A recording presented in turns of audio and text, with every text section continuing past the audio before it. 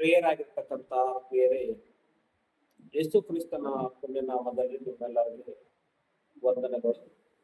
ಪ್ರಿಯರಾಗಿರ್ತಕ್ಕಂಥ ಪ್ರಿಯರೇ, ಪ್ರತಿದಿನ ಕೂಡ ನಾವು ಬೈಬಲ್ನಲ್ಲಿರುವಂತ ಸಂಗತಿಗಳನ್ನ ತಿಳ್ಕೊಳ್ತಾ ಇದ್ದೀವಿ. ಇವತ್ತು ಕೂಡ ಒಂದು ಸಂಗತಿಯನ್ನ ನಾವು ತಿಳ್ಕೊಳ್ಳೋಣ. ಅದು ಯಾವುದು ಅಂದ್ರೆ, ಇವತ್ತು ಈ ಪ್ರಪಂಚದಲ್ಲಿ ಪ್ರತಿಯೊಂದು ದೇಶದಲ್ಲಿ ಇರುವಂತ ಮನುಷ್ಯರು ಅವರು ಮಾಡಿರುವ ನಿರ್ಣಯ ಯಾವುದು ಅಂದ್ರೆ, ಈ ಪ್ರಪಂಚದಲ್ಲಿ ಮನುಷ್ಯ ನಿರ್ಮಾಣ ಮಾಡಿರುವಂತ ಕಟ್ಟಡಗಳನ್ನ ಇವತ್ತು ಮನುಷ್ಯನು ಏನಂತಿದ್ದಾನಂತಂದ್ರೆ, ಆ ಕಟ್ಟಡಗಳಿಗೆ ಅದ್ಭುತ ಅಂತ ಹೇಳ್ತಾರೆ. ಅದ್ಭುತ. ಪ್ರಪಂಚದಲ್ಲಿ ಕೆಲವು ದೇಶಗಳಲ್ಲಿರುವಂತ ಅದ್ಭುತಗಳು, ಅದ್ಭುತದ ಕಟ್ಟಡಗಳು ಅವು ಯಾವ್ಯಾವು ಅಂತಂದ್ರೆ, ಪ್ರೇರಾಗಿರ್ತಕ್ಕಂಥ ಬೇರೆ ಈ ಪ್ರಪಂಚದಲ್ಲಿ ನೋಡುವಾಗ ದುಬೈನಲ್ಲಿ ಪ್ರೇರಾಗಿರ್ತಕ್ಕಂಥ ಆತ್ಮೀಯರೇ, ದುಬೈನಲ್ಲಿ ಇರುವಂತ ಒಂದು ಕಟ್ಟಡವನ್ನು, ಒಂದು ಬಿಲ್ಡಿಂಗ್ ಅನ್ನು ಬುರ್ಜ್ ಖಲೀಫಾ ಏನ್ರಿ ಬುರ್ಜ್ ಖಲೀಫಾ ಅನ್ನುವಂತ ಒಂದು ಕಟ್ಟಡವನ್ನು ಈ ಪ್ರಪಂಚದಲ್ಲಿ ಅದು ಒಂದು ಅದ್ಭುತವನ್ನಾಗಿ ಹೇಳ್ತಾ ಇದ್ದಾರೆ ಇವತ್ತಿನ ಪ್ರಪಂಚದಲ್ಲಿರ್ತಕ್ಕಂಥ ಮನುಷ್ಯರು. ಮತ್ತೊಂದು ಯಾವುದು ಅಂತಂದ್ರೆ, ನಮ್ಮ ಭಾರತ ದೇಶದಲ್ಲಿರುವ ತಾಜ್ ಮಹಲ್. ಈ ತಾಜ್ ಮಹಲ್ ಬಗ್ಗೆ ನಿಮ್ಮೆಲ್ಲರಿಗೂ ಗೊತ್ತೇ ಇದೆ. ಈ ತಾಜ್ ಮಹಲ್ ಶಹಜಾನ್ ಕಟ್ಟಿಸಿರುವಂತ ಕಟ್ಟಡ. ತಾಜ್ ಮಹಲ್ ತನ್ನ ಪ್ರೇಯಸಿಯಾಗಿರುವಂತ ಮುಮ್ತಾಜ್ ಅವರ ಸಮಾಧಿ. ಅದು ನಮ್ಮೆಲ್ಲರಿಗೂ ಗೊತ್ತು, ಈ ದೇಶದಲ್ಲಿ ಎಲ್ಲರಿಗೂ ಕೂಡ ಗೊತ್ತಿದೆ. ಅದನ್ನು ಕೂಡ ಏನ್ ಹೇಳ್ತಾ ಇದ್ದಾರೆ ಅಂತಂದ್ರೆ, ಒಂದು ಅದ್ಭುತ ದೇಶದಲ್ಲಿ ಒಂದು ಅದ್ಭುತವನ್ನಾಗಿ ಪರಿಗಣಿಸಿದೆ ಇವತ್ತು ಈ ಸಮಾಜದಲ್ಲಿರ್ತಕ್ಕಂಥವ್ರು. ಅದ್ಭುತವನ್ನಾಗಿ ಪರಿಗಣಿಸಿದೆ. ಹಾಗೇನೆ ಚೈನಾದವರು ತಮ್ಮ ದೇಶದ ಸುತ್ತಲೂ ಕಟ್ಟಿಕೊಂಡಿರುವಂತ ಕಟ್ಟಡಗಳನ್ನ, ಕಂಪೌಂಡ್, ತಮ್ಮ ದೇಶದ ಸುತ್ತ ಒಂದು ಭದ್ರತಾ ವ್ಯವಸ್ಥೆಯನ್ನು ಮಾಡ್ಕೊಂಡಿದ್ದಾರೆ, ಅದನ್ನೇ ಕಾಂಪೌಂಡ್. ಅದನ್ನ ನೋಡಿ ಕೂಡ ಈ ಪ್ರಪಂಚದಲ್ಲಿ ಇರ್ತಕ್ಕಂಥವ್ರು ಏನ್ ಹೇಳಿದಾರೆ, ಅದು ಒಂದು ಅದ್ಭುತವನ್ನಾಗಿ ಪರಿಗಣಿಸಿದ್ದಾರೆ. ಹಾಗೆ ಈಜಿಪ್ಟಿನಲ್ಲಿ ಕಟ್ಟಿಕೊಂಡಿರುವ ಪಿರಮಿಡ್ ಅದೇ ಸಮಾಧಿಗಳು, ಪಿರಮಿಡ್ಗಳನ್ನ ನೋಡಿ ಕೂಡ ಅದು ಒಂದು ಕೂಡ ಈ ದೇಶದಲ್ಲಿರ್ತಕ್ಕಂಥವ್ರು, ಈ ಪ್ರಪಂಚದಲ್ಲಿರ್ತಕ್ಕಂಥವ್ರು ಒಂದು ಅದ್ಭುತವನ್ನಾಗಿ ಪರಿಗಣಿಸಿದ್ದಾರೆ. ನೋಡ್ರಿ, ಈ ಪ್ರಪಂಚದಲ್ಲಿ ಮನುಷ್ಯನು ನಿರ್ಮಾಣ ಮಾಡಿರುವಂತ ಕಟ್ಟಡಗಳಿಗೆ ಏನ್ ಹೇಳ್ತಾ ಇದ್ದಾನೆ ಅಂತಂದ್ರೆ, ಮನುಷ್ಯನು ಅದ್ಭುತ ಅಂತ ಇದ್ದಾನೆ. ಅಂದ್ರೆ ವಿಚಿತ್ರವಾಗಿ ಆಶ್ಚರ್ಯ ಪಡ್ತಾ ಇದ್ದಾನೆ, ಏನಿದು ಇಷ್ಟು ಅದ್ಭುತವಾಗಿ ಇವತ್ತು ಈ ಕಟ್ಟಡ ಇದೆಲ್ಲ.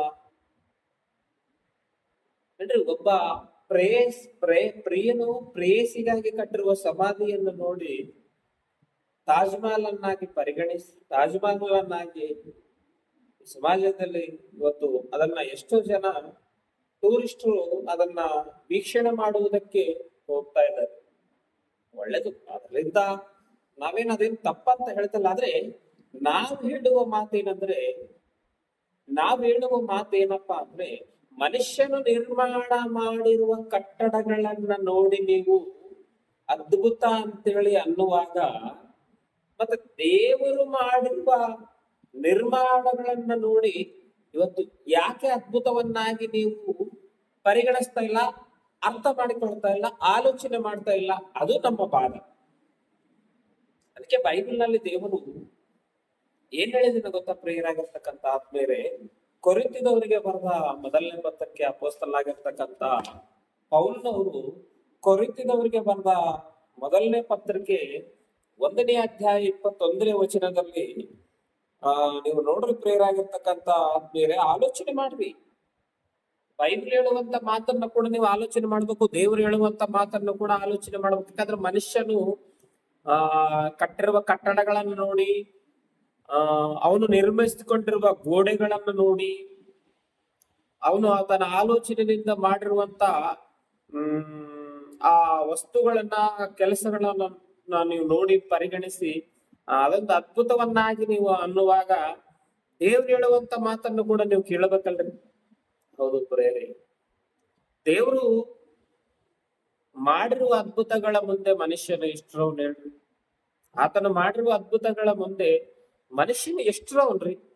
ಏನ್ ಹೇಳ್ತಾ ಇದ್ದಾನೆ ಗೊತ್ತಾ? ಅಪೊಸ್ತಲನಾಗಿರ್ತಕ್ಕಂಥ ಪೌಲನವರು ಕೊರಿಂಥದವರಿಗೆ ಬರೆದ ಮೊದಲನೇ ಪತ್ರಿಕೆ 1ನೇ ಅಧ್ಯಾಯ 20ನೇ ವಚನದಲ್ಲಿ ಒಂದು ಸಾರ್ತಿ ಓದಿಕೊಳ್ಳೋಣ ಪ್ರೇರಾಗಿರ್ತಕ್ಕಂಥ ಆತ್ಮೀಯರೇ. ಏನ್ ಹೇಳ್ತಾ ಇದ್ದಾನೆ ದೇವರು ಅಂತಂದ್ರೆ, ಜ್ಞಾನಿಯು ಎಲ್ಲಿ, ಶಾಸ್ತ್ರಿಯು ಎಲ್ಲಿ ಅಂತ ಕೇಳ್ತಾರೆ. ಜ್ಞಾನಿ ಯಾರು?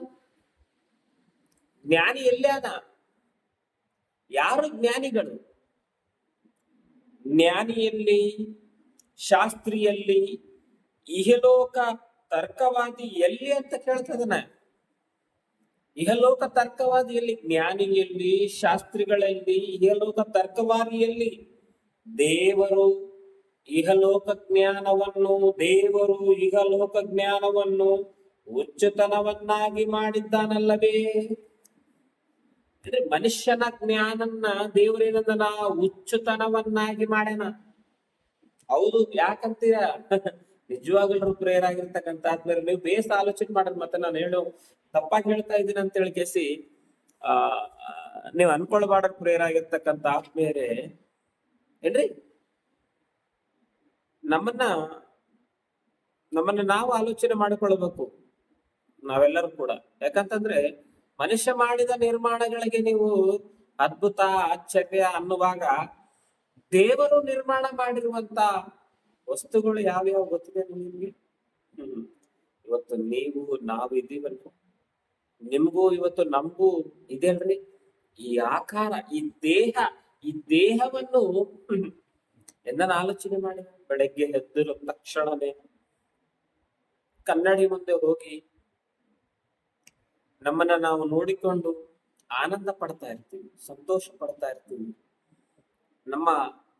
ನಾವೇ ನೋಡಿಕೊಂಡ ಕೇಸಿ ಮತ್ತೆ ಈ ಆಕಾರವನ್ನು ಚಿತ್ರಿಸಿದವರು ಯಾರು, ಈ ದೇಹವನ್ನು ರೂಪಿಸಿದವರು ಯಾರು ಎಂದನ್ನಾದ್ರೂ ಕೂಡ ನಾವು ಆಲೋಚನೆ ಮಾಡಿದೀವಿ ಅಂತಂದ್ರೆ ಇಲ್ಲ, ಮಾಡಿಲ್ಲ. ನಾವು ಮನುಷ್ಯ ಮಾಡಿದ ನಿರ್ಮಾಣಗಳನ್ನ ನೋಡಿ ನಾವು ಅದ್ಭುತ, ವಿಚಿತ್ರ, ಆಶ್ಚರ್ಯ ಹೋಗ್ತೀವಿ, ನಾವು ವಿಸ್ಮಯ ಹೊಂದುತ್ತೀವಿ. ನಾವು ಮನುಷ್ಯ ಮಾಡಿರುವಂತ ವಸ್ತುಗಳಿಗೆ, ಮನುಷ್ಯ ಮಾಡಿರುವಂತ ಕಟ್ಟಡಗಳಿಗೆ ದೇವರೇನಂದನ ಇಹಲೋಕ ಜ್ಞಾನವನ್ನು ದೇವರು ಹುಚ್ಚುತನಂದದೆಲ್ಲ ದೇವರು ಮಾಡಿದ ನೋಡ್ರಿ. ಈ ದೇಹನ್ನ ದೇವರು ನಿರ್ಮಾಣ ಮಾಡಿದ ನೋಡ್ರಿ. ಈ ದೇಹನ್ನ ದೇವರು ಹೇಗೆ ನಿರ್ಮಾಣ ಮಾಡಿದಾನೆ?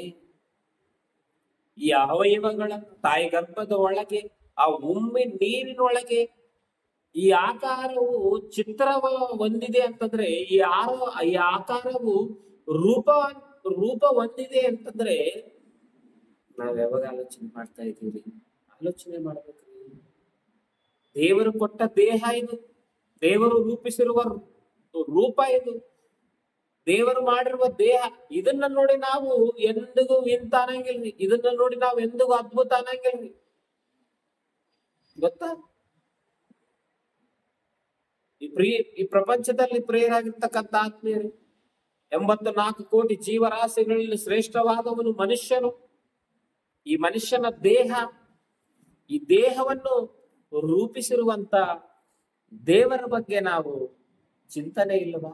ಆಲೋಚನೆ ಇಲ್ಲವಾ? ಆಲೋಚನೆ ಮಾಡಬೇಕು. ಬೈಬಲ್ ನಮಗ ಸ್ಪಷ್ಟವಾಗಿ ವಿವರಣೆ ಕೊಡ್ತದ ಮಾನವನ ದೇಹ ಹೇಗೆ ರೂಪ ಹೊಂದಿತು, ಹೇಗೆ ದೇವರು ಮಾಡಿದನು ಅದನ್ನ ಬಗ್ಗೆ ಏನ್ರಿ ಆಲೋಚನೆ ಮಾಡಿ ತಿಳ್ಕೊಳ್ಳೋಣ ನಾವೆಲ್ಲರೂ ಕೂಡ. ಇನ್ನು ಬಹಳ ವಿಷಯಗಳು ಬೈಬಲ್ ನಲ್ಲಿ ಇದ್ದಾವೆ. ನಾನು ಸ್ವಲ್ಪದ ಮಟ್ಟಿಗೆ ನಿಮ್ಗೆ ತಿಳಿಸುವುದಕ್ಕೆ ಪ್ರತಿದಿನ ಕೂಡ